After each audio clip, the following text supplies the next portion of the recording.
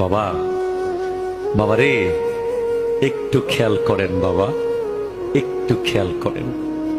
আপনারা আমরা যখন ওই 5 স্টার হোটেলের মধ্যে ঢুকে যাই, যখন 5 স্টারের দোকানদার একটু স্মার্টলি বলে, sir this is our new food, please try it, I think you will be happy and you will give our star, please sir একটু খান, এই খাবারটা অনেক মজা। তখন আপনি কচ করে একটা 1000 টাকার নোট দিয়ে দেন। মনে করেন যে আইরে বেটা তো মাস্টার্স পাস, তারে যদি 100 টাকা দিই ইজ্জত তো অষ্টগ্রামের পুরা চলে যাইব। কথা কন্যা ঠিক কিনা জোরে বলেন না। আপনি রেডিসন ব্লুতে গিয়ে 1000 টাকা দিয়ে দেন, আপনি দুবাইয়ের ব্রুজ খলিফায় গিয়ে 500 রিয়াল দিয়ে দেন, হ্যাঁ ইজ্জত চলে যাবে।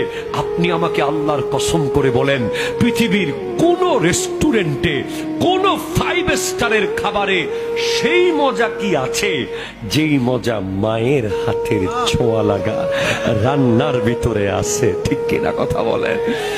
মায়ের হাতে আল্লাহ কুদরতের মরিচ, কুদরতের মশলা, কুদরতের তেল, কুদরতের পেঁয়াজ, কুদরতের রসুন সব দিয়া মায়ের হাতটারে আল্লাহ বানাইছে।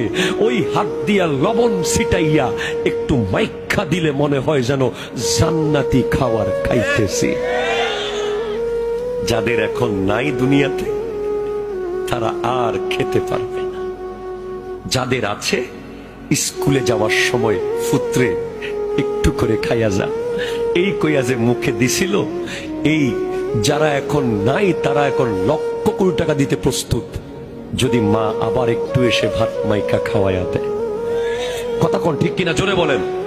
তারা এখন 1000 কোটি টাকার মালিক, অথচ মায়ের হাতের ছোঁয়ার রান্না তাদের নসিবে আর নাই, তারা সেই স্বাদ আর পাবে না।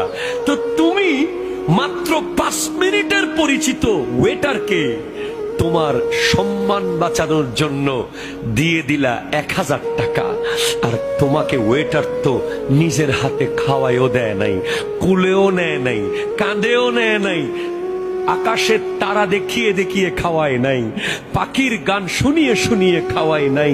আর মা তো তখন তোমাকে খাওয়ায়, ওয়েটার তখন তোমাকে খাওয়ায়, বিবি তখন তোমাকে খাওয়ায় যখন তোমার পায়ে বুট, তোমার গায়ে স্যুট, তোমার পকেটে নোট। আর মা আর বাপের দিকে আসবো, বাপ নিয়ে অনেক কথা আছে আমার। মা তো তখন তোমাকে খাওয়ায় যখন তোমার পায়ে বুট ছিল না, জুতা ছিল না, স্যান্ডেল ছিল না।